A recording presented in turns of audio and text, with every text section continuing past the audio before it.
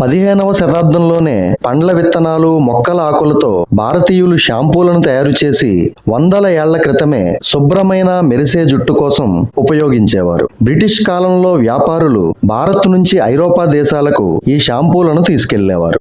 భారత్లో పుట్టిన వైకుంఠపాళి ఆటకు విదేశాల్లో విపరీతమైన క్రేజ్ ఉంది. ఒక రకంగా పబ్జీ వంటి కంప్యూటర్, మొబైల్ గేమ్స్ అన్నిటికీ మన వైకుంఠపాళినే ప్రేరణ. ఇది అప్పట్లో పిల్లలకు జీవిత విలువలను బోధించేందుకు తీసుకొచ్చిన వ్యక్తిత్వ వికాస ఆట. ఇందులో నిచ్చెనను మంచి అలవాట్లకు, ఆలోచనలకు, పామును చెడుకు నిదర్శనంగా భావిస్తారు.